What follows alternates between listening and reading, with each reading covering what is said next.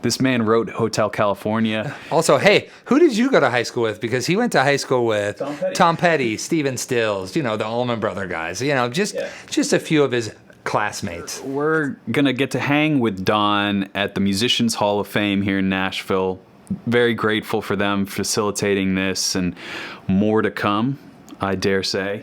Also, the fact that, like you guys, we are just such big fans of guitar, and you're going to feel like you're in the room with us. And this one was really special. After we were done filming, he was like, hey, man, I'm coming back before there's this big induction ceremony. In case you don't know about the Musicians Hall of Fame, it is going to be a huge event that I'm involved in. That's where all this sort of stemmed from. But he was like, hey, man, I'll come back, the day before or two if you want to jam, play some more. And I was like, yeah. So could be more Felder in the future for us. Yeah. But this one, he's just full of stories. His smile was infecting me. I was about 4 inches from him. And my face hurt after. Yeah, man. It was just such a joy. And again, shout out to Musicians Hall of Fame. Check out the link. If you're ever in Nashville, I'll leave a link to go visit them. But Don Felder's instruments are on display, the guitar that we're going to play in this episode. So I guess without further ado, Jared, here it is, Don Felder. I was about to say, you guys are like... You guys are hijacking the show. He goes, what happened was, and I'm over here. The weirdest thing was when I wrote Hotel California, I wrote it in E minor. Which is a nice big open full chord and easy to play in. Right. We get in the studio, and then Henley goes out to sing on it, and all of a sudden he sounds like Barry Gibb going, "On a dark desert highway." So high. That's the wrong key. So I went E minor, and I went down to D minor. No, that's still too high. Yeah. C minor. No, that's still too high. How about A minor? That'd be great. No, that's too low. And we wound up recording it in B minor, which is probably the only guitar chord that is not fun to play in, that key. I was going to say B minor, not the friendly-est of guitar keys. That's right. Well, especially when you're wrangling this neck, the 12-string. That's right. That's why the capo was on the 7th fret. Yes. Wow. Did the capo come into play immediately with that, or was it on 12-string that you wrote it? I wrote the original part. I was just sitting on a couch in a rented beach house in California, and my kids were playing out in the sand on Broad Beach. I just had this 12-string, and I was messing around, and that progression just kind of came out. And so I used to have a reel-to-reel TAC 4-track in my 1-year-old daughter's bedroom, and if I didn't go in and record some of it, it'd just be gone the next day. So I'd record these little ideas, little snippets of progressions. So I went in and recorded 2 or 3 times through just the progression. And then later, when it came time to write ideas for what was going to become the Hotel California record, Bernie Ledden had told me, don't write lyrics, don't write melodies, just write music beds in a song structure, like introduction, first verse, second verse, chorus, recapitulation, third verse, fourth verse, chorus, solo out, or something like that. So I went back in and wrote the bass part, wrote the guitar parts, the harmony ascending lines, and overdubbed 3 tracks and mixed them down to 1, and then I overdubbed 2 more and mixed that down to 1. I just found the original demo of it the other day, and I was listening to it and going, that sounds pretty cool, actually, of me just playing everything. Was it a quick one, like with all the melodies and putting those guitar parts down? Pretty much, it was pretty much exactly what you hear on the record, except for the solos on the end. I had recorded some things. Joe had just joined the band, and before Joe joined the band, he and I had been playing against each other at a bunch of different shows. We opened for Elton John at Dodger Stadium with Joe Walsh and friends, and we did a TV show late night one night where I sat in and jammed with them on some stuff. I said, I want to have a track that we can do that on an Eagles record. Wow. So I wrote that whole music bed so that we could do that. And sure enough, it worked out. When we got to the ending, Joe and I set up 2 guitars in the control room, 2 amps out there that were both mic, and we're just jamming against each other, trading off. And Henley comes walking in and says, what are you doing? I said, well, we're making up the ending solos. He says, no, you got to make it just like the demo. I said, I don't know what that was. That was a year ago. I haven't heard that. I just made that up on the spot as an idea, you know. He said, no. So we had to call my housekeeper. We were in Criteria Studios in Miami. Mm-hmm. We had to call my housekeeper back in Malibu, have her go over to my studio and find this cassette that had a little red star on it, bring it over, put it in a blaster, play it, and hold up a phone so we could record it in Miami, and I could sit and learn what I had just made up on the spot. That's Because insane. Henley had been listening to that for a year, over and over and over. He said, no, you got to make it just like that. So we got to the point, and then Joe was writing his own stuff. And then he said, we need to do something that's like diddly, diddly, diddly, diddly. And I went, well, what is diddly, diddly, diddly? He said, well, this, diddly, diddly. And he played the low. So we had to go through bar by bar, because there's a chord change on every bar in the end of that song, and figure out what the diddly and the harmony was. And then we would record one bar at a time. And then we would punch in and record the next bar, punch in and record the next bar. Then when we finally got to where we had to learn that to play it live, it's like, uh-oh, we got to learn this whole solo. What have we created now? So anyway, it was a lot of fun. Joe, I love Joe. We love playing together. Joe's, yeah, he's just fantastic. It's a lot of fun energy there. It's so interesting how the songwriting process can manifest from song to song, from artist to artist. Did you find that that was a regular thing, the way you described writing Hotel California? For all your songs, it would be like the bed as you described it first, and then the melodies would come in, or? I was told not to write melodies, not to write lyrics. I wound up with a couple of songs on every album, like Hotel. It became Hotel California. Originally, it was called Mexican Reggae, which was the working title on it, right? Okay. And because it sounded like a reggae song in Mexican. And then I wound up with Victim of Love, which had no working title. I think it was called Iron Lung or something. It was a boom, ta, ta, boom, ta. I would write sometimes up to 15 or 16 different song ideas for albums and submit them on cassettes. And if Don or Glenn heard something they liked, then they would start writing lyrics to it, which was great. Mm-hmm.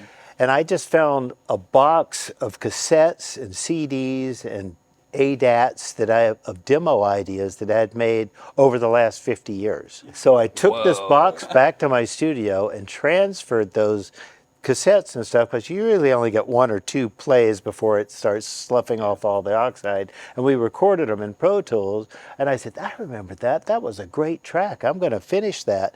And my last album is called The Vault. And it's songs from the last 50 years that were just music beds. That is so And I went cool. back in and wrote lyrics on top of it. There's a slide part on there called, it was one of the first things I wrote in 1974 when I first joined the Eagles. And it was me playing slide because I thought they wanted me to play more slide on the records. And originally when I submitted it to Don, he said, I like this. Let's write a song called Slide On. And I went, no, maybe... No, I don't think that's a good idea to write about a song about slide on. That just sounds a little... So I went back and found that slide part and that track, and I finished it called Move On. Right. So it's about a relationship that falls apart and you just got to move on. And so that last album, The Vault, is full of ideas that I had written for the Eagles that never really was finished. When you joined the band, was there a feeling of, obviously you have this lineage of your career before the Eagles, but when you got there and you're like, all right, I'm going to play a lot more slide, was there certain roles that you were a little nervous for, or things that you were like, all right, I got to really fill these shoes or learn this catalog? Well, right after I joined the band, we were in the middle of making One of These Nights. Bernie Ledden did not like the direction musically that the band was going in. We were going away from country and bluegrass and pedal steels and mandolin and acoustics to more R&B and rock and roll. That was my job. That's why I was brought in, to put some edge to the records, right? So when Bernie quit, I had to adopt and learn how to play pedal steel, mandolin, 5-string banjo, and cover all the parts that he was playing live. Wow. So I got a pedal steel, sat down and figured out how to play pedal steel, how to play 5-string banjo. Bernie is brilliant at all those things, and I could kind of fake my way through it, I guess is the best way to put it. I never really was enamored with that particular style of music. I've been playing rock and roll since I started, so for me it was a transition time for the band. And after Bernie left, when Joe came in, it was like, oh boy, now we can really do something. Yeah, I can handle like guitar pedals on the ground, stepping on those, but when it comes to pedal steel, like you got to move your legs and I'm like, no. It's like, you know, where you rub your tummy and pat your head Yeah. 4 times in different directions at the same time. It's knee levers and volume pedals and strings, and it's a very complicated. And I respect pedal steel players because you've got to have like Greg Lease played on some of my stuff. I went in and played pedal steel. I went, this is nice, but I need to get somebody that can really play Get the real thing. deal. So he came in and just blew my little pedal steel part away. So it's a special beast that can do that. You know. It's probably one of the most complicated instruments, but when it comes to guitars, this is maybe the most complicated guitar. Well, I have to first of all thank Chet Atkins when I saw him when I was 14 years old, who had a Gretsch guitar that had 2 outputs. And he had split the pickups where the bottom 3 strings went out of one pickup and one output into one amp. And the top 3 strings that he used to play melodies on went out of another output and another amp. And I saw him play live, and it was the first time I'd seen a stereo guitar part. And I was 14 years old, and I was just blown away with it. So my dad and I waited at the bottom of the staircase after his show, and he came out and opened his guitar case and packed up his own guitar. He didn't have like a road crew or anything, and started to walk out and come down the stairs. And I said, Mr. Atkins, how did you do that? And he explained to me about dividing the pickups between the 3 low strings and the 3 high strings. So when I got on the stage, I'd played a bunch of different guitar parts on the record Hotel California, like the 12-string acoustic introduction and all through the verses and everything, and then the Les Paul parts with the descending harmony lines and the solos. I had to have 2 different guitar sounds to play that live. Yeah. So we were at rehearsals for what was going to become the Hotel California tour, and I thought, how am I going to do this? And first I thought I'd get a big acoustic 12-string guitar and put a pickup in it, have it on a really heavy mic stand, and I could walk up with the Les Paul hanging behind my back. I could reach around and play this 12-string acoustic for the introduction, and then step back and pull that Les Paul up and play those guitar parts and flip it back. And, you know, back in those days in the 70s, we used to have a lot of chemical propulsion, I guess is the best way to put it, on stage. Well, that's a very diplomatic I was about to say, phrase. I thought if I ever walked up and bumped that guitar and it just went in the middle of the show, that's just that won't work. And I had to either give up the propulsion or find another solution. So we find another solution. So I sent a guitar tech out to a music store to try to find a double neck, because I thought, well, maybe I can wire this a certain way. He came back with this white thing. I opened the case up and it was white. I said, why didn't you get a black one or a red one? He said, that's all they had. I said, well, okay. So I figured out how to wire it so that the 2 outputs would be like 2 separate guitars that are glued together. And you can switch between them with just the neck selection switch, which is on the front of that pick guard. Yeah, you were telling us about these. Yeah, it's got 2 outputs. It's like 2 different guitars glued together. And you select it by the neck selection switch right there. That's right. That's right. And then we pull it up. Yep. And then we're... That's right. And there's nothing on this. So that's it. But then here's the crazy, is if you go there and you have... Yeah, we'll both go it. Oh, that's too weird, man. I always thought, I would think that this big switch would have been for your necks. But it actually makes a lot more sense that it's down there, it's out of your way, then here's your, your toggle. You can almost flip it without stopping to play. Yeah, right. It's a great spot. But it worked out that it worked and it served its function, but I've been lugging that thing around now for I don't know how many decades. I can't believe you're still standing. I think my back problems are a result of that thing. It's heavy. It's not an easy, light guitar, you know. What were your favorite guitars to pick on back in the day? What would you look for in a guitar? Like if you found a Les Paul or... Well, there was a dealer down in Texas named Tony Dukes. Oh, I've heard of his legend. And every time we went through Texas, he would show up with either a station wagon or a pickup truck or an SUV full of Les Pauls, Stratocasters. I bought a Gibson acoustic, Everly Brothers original version from him. I would buy almost everything he had. The most expensive guitar I bought from him was $1,200, and it was my '59 Les Paul that I played on everything you can imagine. Not a bad deal. Yeah, but when I took it back to rehearsal, sound check, and I opened up the case and took it out, Glenn said, "That's a nice looking guitar. What'd you pay for that?" I said, $1,200. He went, "Cheap." Like I got ripped off. But I think today that's probably worth millions of dollars, buddy. because of its history. So I thought that was a good investment. I've actually heard of that guy, and he's got that legend, especially I've heard stories with you and certain people. He would Yeah. bring a station wagon full of old guitars. And then Joe and I, after he joined the band, we used to do what Bonamassa does now. We'd go around looking in pawn shops and trying to find stuff in guitar stores Guitar we could safaris. buy and just pick up stuff along the way. And then when eBay first came out, I started buying a lot of stuff like Tweed Deluxes and Tweed, all different kind of amps and stuff that now are like, $4,000 or Insane. $5,000, and Oh, I yeah. was paying like $400 or $500 for them. I got lockers full of that stuff. What's the one piece of gear that stands out right now that you just popped at the top of It your has to be my '59 Les Paul. Yeah. I've played that on every Eagles record, every solo record I've made.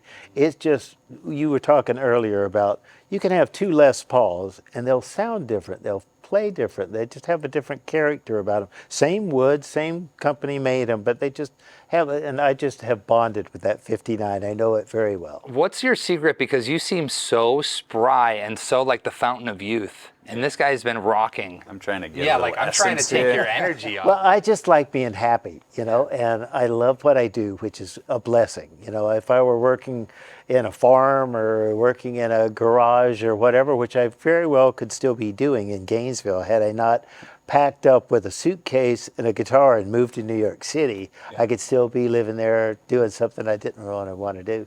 But, I grew up absolutely dirt poor. Right next door to destitute poverty. And so when you don't have anything to lose, you can go out in the world and try anything you want to do. And if you're doing what you love, it doesn't matter if you're playing at a bar or you're playing at a stadium, you just love doing what you're doing. And that's why I've always loved music. I just fell in love with it years and years and years ago, and that's why I still do it. I don't need to make another dime for the rest of my life. But I love to make music. I love to have people stand up and go, yeah.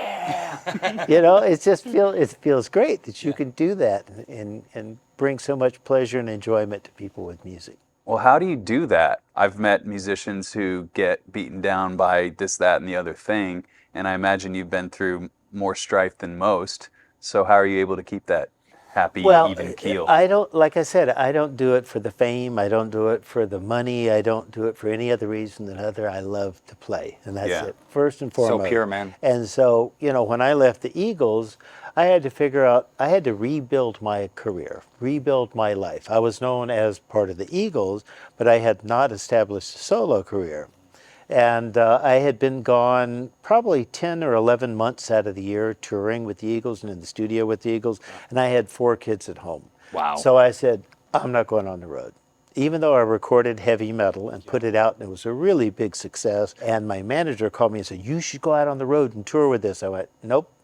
I'm going to stay home and raise these kids. So I was doing soundtrack stuff, TV scores, movies of the week, songs for different movies and stuff, and being able to have my studio, which the console's here in the Musicians Hall of Fame. Yeah, I So saw cool, that. man. Yeah. I was working on that at home, and then I'd get up and go pick up my kids, and I was a soccer coach. I was the commissioner of Malibu Little League. That makes me love you more.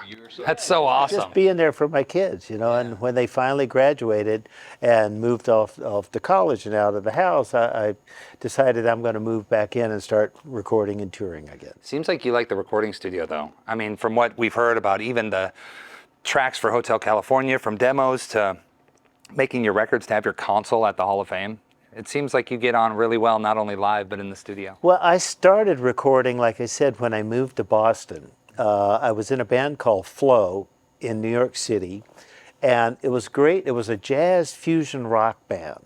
And I respect jazz musicians beyond just about everybody in the business. They have developed the ability to sit down, whether it's Herbie Hancock or Miles Davis, and just improvise. Just let it pour out of you at a level of perfection, a level of execution that's like way up there, right? So I wanted to be able to do that. So when I was living in New York for a year and a half, I learned to improvise. So when I walked into a studio, I got called for a session, I could go in, what do you want?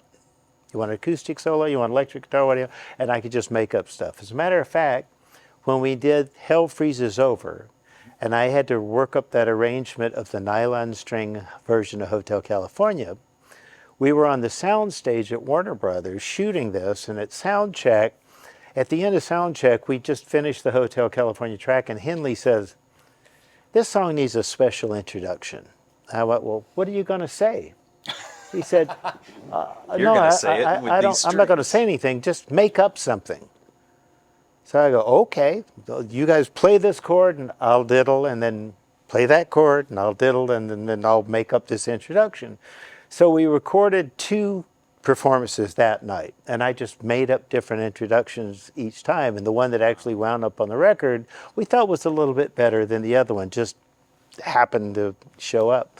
But the ability to improvise freely like that on the spot really is, I think, is one of the reasons that I was called in to play slide on Good Day in Hell. I'd never heard the record. Came in, they wanted a slide, I got a slide. I walked in with my amp and my little pedals and plugged in and played slide, and we did 3 or 4 passes, and I left and went home. I got a call the next day from Glenn inviting "Come on, me to man." join the band. I'm making $1,500 a week playing with Crosby Nash. Now in the 70s, $1,500 a week is like $15,000 like, today, right? And my wife was pregnant with our first kid. So I went to Graham Nash and I said, "What do I do, Graham?" He said, "You go join that band. You don't want to be a sideman for the rest of your life. You go join that band." I said, Wow. "Okay." So I took his advice and I went and joined Smart the Eagles, advice. and the rest is history. Then I was a full member, inducted, and wrote and submitted songs for One of These Nights. Right. But the bass part for One of These Nights I wrote. Okay. Oh, wow. We were in the studio in Criteria in Miami, and Randy Meisner was snowed in Scottsbluff, Nebraska. So I used to play bass on all my demos. So Bernie was there, Glenn was there playing piano, and Don was playing drums. I said, "I'll play bass." So I just made up that bass part with the introduction and stuff that we recorded it. So when Randy came in, I had to sit down and show him the bass part to that song. I'm not a bass player. As a matter of fact, it's like playing telephone cables. Oh, yeah. They're like big and nasty, and they just eat you alive. Yeah. But I just happened to write that bass part, like I wrote the bass part for Hotel California too. And so to me, it has a great deal of impact rhythmically, and that's the bottom of the track. I feel like you being from Florida and the area you grew up in, there's so many great musicians that came from that area. You know, it was funny because Gainesville High School, we all went to the same high school. Me, Stephen Stills, Bernie Ledden, and Tom Petty. Petty was a freshman, Stephen was a senior, and Bernie and I were juniors. Wow. We all knew each other. That's a cool school. We were all vying for the little fraternity party gigs on the weekend, right? Oh, wow. And during the summer, we'd all go to Daytona Beach and try to get gigs over there. I played with Rufus Thomas on the pier one summer, and just trying to stay working. The Allman Brothers were over there. We became friends with the Allman Brothers, and just that whole little magic triangle between Jacksonville and Daytona and Gainesville had so many platinum-selling artists that went on to just be unbelievably successful. I don't know if it was something that was in the water that we were drinking or something in what we were smoking at the time, to tell you the truth. I think the latter, probably. But it just was a very competitive, not harshly competitive. It wasn't. I just have the distinct honor of having lost 3 battles of the bands to the Allman Brothers. They by far was the absolute best band in Southern Florida. Yeah. Now, there was a music store there called Lipham's Music that I worked in, selling guitars and teaching guitar and stuff. And if it weren't for Buster Lipham, a lot of those bands would have never been able to make music. Oh, wow. He would give you a guitar. Oh, he was the supplier. And put your name on credit. And as long as you went in every week and gave him $5 or $10, he would deduct it from what you owed until it was paid off, and then you could get an amp, and he would. Wow, what a guy. He enabled people that were kind of, poor like me, to give you the opportunity to have an instrument. And to this day, I thank him for doing that. For Petty, for me, for Bernie, for Stephen Stills, for the Allman Brothers. Just everybody in North Florida would go to that store, and he really sponsored everybody that came out of that area. You mentioned Chet Atkins, but who are some of the other players that you got to see live that shaped you younger? I saw B.B. King when I was 15. And in Gainesville, I've been told that there was an area of town called Colored Town. It was really racist back in that time and period. And they were not allowed to have liquor licenses in Colored Town. Wow. So they would set up out in barns, out on farms, where they would put some hay bales and a door down and have a couple of kegs, and they would have shows out there. B.B. King, I heard, was playing at one of these barns. And a friend of mine who had a Jeep, we stole from his dad. We went driving through this farm cow pasture to get to this barn out in the middle of nowhere. And he and I were the only white guys around, and we were looking in the window watching B.B. He played 5 sets. And the women were crying, "B.B., oh my God." He was moving people with emotion, with what he played. You could just see it and feel it. It was almost like a holy roller event at a church or something. Wow. So finally, I think his third break, he went back and sat down on a hay bale back in a horse stall, and I walked around the outside, walked in and said, "Oh, Mr. King, I've been listening to you on WLAC in Nashville, Tennessee. I love your music," and blah, blah, blah. He was so kind and so nice to me. It just left me really admiring him as a person, not only as a player, but just as a person. So I started, Randy's Record Mart used to have this thing on WLAC. You could take a card or a piece of paper and you'd write the name of the song and $2, and you'd mail it off to Randy's Record Mart, and about 2-3 weeks, maybe a month later, you'd keep opening your mailbox and there'd be a 45 in there, right? Wow. B.B. King 45. I'd put it on and record it, and then I would sit and slow it down so I could hear exactly what he was playing, and I learned to steal everything I could from B.B. King. And Albert King, and a lot of those guys that were just actually playing soulful music, you know. Absolutely. And today, I think people really admire shredding more than they admire emotion. Yeah. And me, I'm exactly the opposite. Yeah. I admire the emotion Substance. and the strength of melody than to just shred. To me, that's just showing off. Somebody told me a long time ago, if you want somebody to remember something, set it to a simple melody. Now, if you think about kids that are 1.5 years, 2 years old, they can learn the ABCs before they even know what an A or a B or a C is. They can learn that little song and memorize the entire alphabet, right, from that simple melody. So I thought, you know, when you write songs, you can make it cool with bends and stuff, but you got to make it simple enough that people can remember it. Well, I often think about a lot of the people that love what you do, and think about not guitar players. Think about the people that love this music and they hear you play, they hear some of these songs, and it captures them. Well, one of the testaments to that about your musicianship is a lot of non-musicians can sing your guitar solos. I don't think my brain works fast enough to shred. It doesn't No, need to. it's true. It's just I've never thought that way about what I play. As a matter of fact, I was over at Eddie Bugatti's house when I was living in New York, and he had a woman there that was a harpist from Juilliard School of Music that was playing this most beautiful harp music, classical harp music, right? So I go up and said, can you just play something, you know? She says, well, I've memorized a few pieces, and I closed her music book. I said, no, you've got amazing dexterity. Just play something. She says, well, I've memorized some that I know by heart. I said, no. Just let it out. Let it out.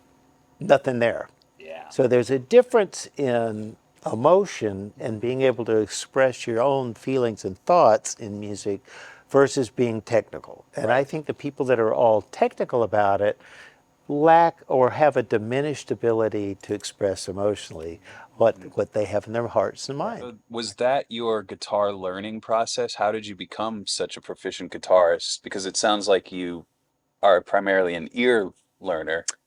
Music theory in there anywhere? You know, it was funny. I didn't even know how to read music when I moved to New York. Mm-hmm. And I sort of taught myself enough to where if I went into a studio and somebody put a chart out, not just the chord blocks, but like if I had to play certain lines, I'd go to the bathroom with that and I'd go, every good boy does fine. Oh, okay, that's that. And I'd try to figure it out, right? And so finally, when I decided to leave New York, The guy that had produced my first record with that band Flo was a guy named Creed Taylor.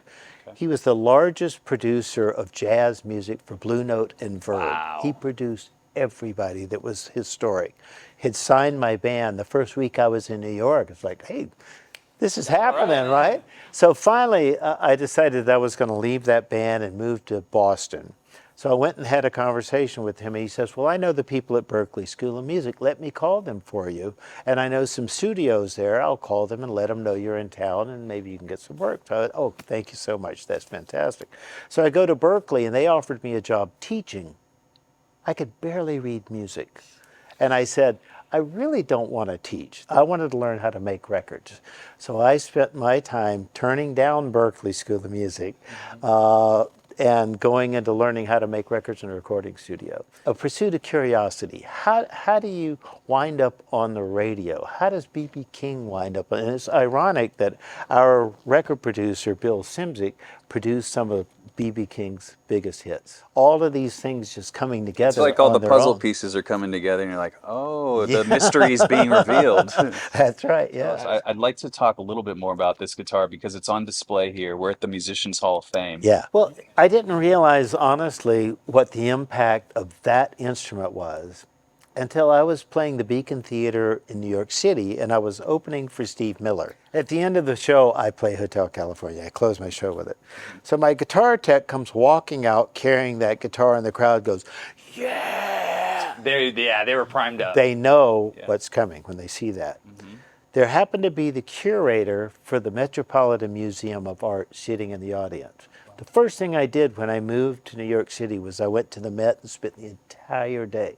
There was no culture, there was no paintings, there was no nothing in Gainesville. I had only seen these things in a book, the pictures of the paintings and the sculpture. So I wanted to go see it, so I went there. Here it is, the curator sees that and realizes there's a connection between the instrument and the audience for the song. Not just the artist, but with the instrument, Yes, right? the tool. And so he decides he's going to put on an exhibit at the Metropolitan Museum of Art called Play It Loud. And it was the greatest, most famous guitars in the history of rock and roll. They had Elvis Presley's first guitar. They had Jimi Hendrix's guitar from Woodstock. They had My White Double Neck out of the Rock and Roll Hall of Fame, and all these amazing guitars. And they asked me if I would come open that exhibit. I think it was 2019, April 2019. So I said, sure, I'll be honored. So I go there and I do a bunch of press for it and stuff to promote it. And then they say, would you mind playing a little bit the next day, a little bit of hotel? And I went, okay, I'll do that. They said, well, we got about 200 people from the press and video cameras and newspaper and people taking photographs and all that stuff. I said, that's not a problem. I can do that. I can talk to the press all day long, right? So I go walk out on this little stage, and it's about a 6x10 size stage. It's just me, microphone, and a little amp. Sing the last verse, and then I do the solo, and sitting right in front of me is one of my favorite all-time guitar players, Jimmy Page. And I wrote, The other my double neck guy. Lord, if I make a mistake, I will never live this down. I will writhe in the middle of the night for the rest of my life. So I walk out, and I don't care about the press. I don't. But Jimmy Page is sitting right there, hearing every note I play. And thank God I was able to pull it off without a glitch, without a bad bend, and without a bad note. Incredible. I think about that a lot. That guitar has such a connection with the public. Based on that one song. And so people see it and they know what's coming. And maybe it was a blessing in disguise that you got that white one. It has been a Everybody great can see blessing. that thing when you pop out on that's stage right. with it. Yeah, that's it. Should we hear a couple sounds? Put me in his place. Come on, man. Jimmy Page is right over there. It's Don Felder's right here.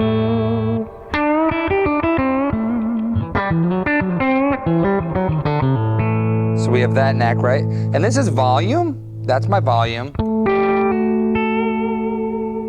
There's no tone control for that. No tone. So that's it, right? Just volume. We took the tone output where the jack would be for tone and made it into a jack.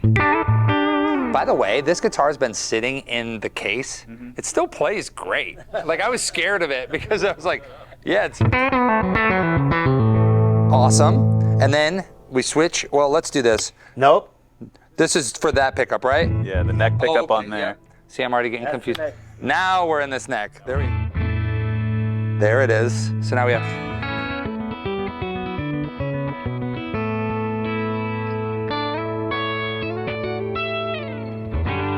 Okay, you're hired. You got the gig.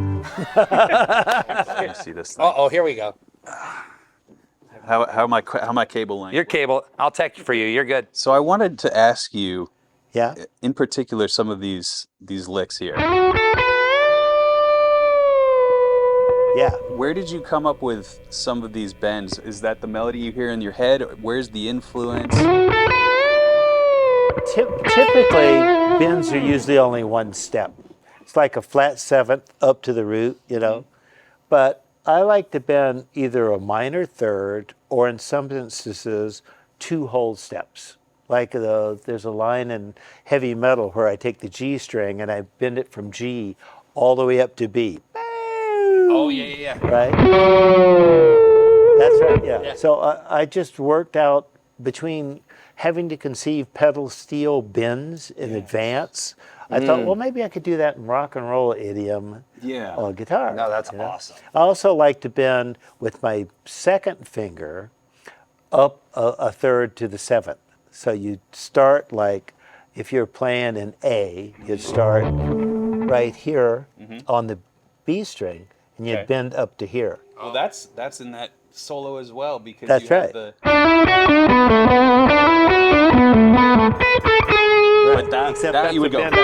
That's right. Oh, that's cool. Which makes that entire lick. That's right. The middle finger right there. That's right. That's right.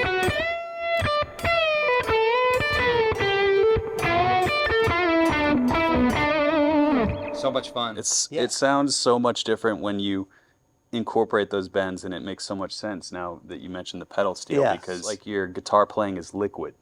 It's very fluid and it super fluid. and sometimes there's no attack almost. It's just kind of blooming from one phrase to the next. Yeah. Well, when I hear you play a guitar solo, I don't think about the guitar. I think about the melody, and I think about the overall sound. Instead of like, oh, check out this technique. It's more like, no, it's just this voice. So you're talking about the whittlies? Deedly. Yeah. So when you're coming up with those, I noticed in the live performances, you're playing it on the B and G string Right. set. Yeah. I learned it. It's a pull off. Right. That's a problem. Which again, if You you don't do it strike that the way, second note, it's just a pull off to the second note. That's right.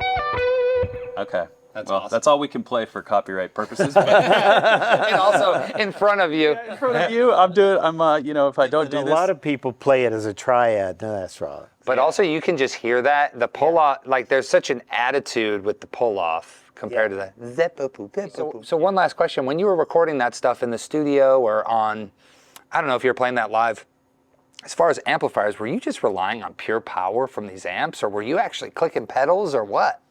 No, I had and I still have a 57 Tweed Deluxe.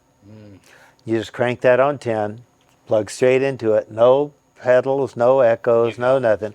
Les Paul volume. 59, and it just screams. Beautiful. You put a Shure 57 on it, you run it through an 1176 compressor, and I learned all this about how to get a guitar sound working in the studio, right? 1176 compressor, and it just holds the sustain for you, right? So you can sit there and hold a note and put vibrato on it, and it just kind I of love it. levels it out. You know? it was a Leslie on the 12 string Yeah, primarily. we used to, when we recorded it, it was an acoustic guitar, 12 string, that I taped a pickup in the O hole. Okay. They put a mic on it, and so in the middle of the mix there was this acoustic guitar, but it was run through a Leslie that was going like this. Wow. So you hear the acoustic mic and the Leslie going from that pickup, right? Cool. And it just gives it kind of very ethereal unique sound. So when you play it live, and you do it on a double neck, so it's a solid body, you have to have that Leslie going in stereo to make it sound Swinging. authentic. Man, this has been an absolute pleasure. You're a legend. You're a guitar hero, and I think I can speak for everyone that's going to see this. This was amazing. Yeah, what a true privilege. Thank you for letting us handle this historic instrument and spending your time with us. And It's always fun talking about myself. I've lived a life that's been blessed from day one. You know, to grow up in destitute poverty and wind up at the top of the charts is like, you know, it's just gift after gift. So I enjoyed that, guys. Hey, thank you so much.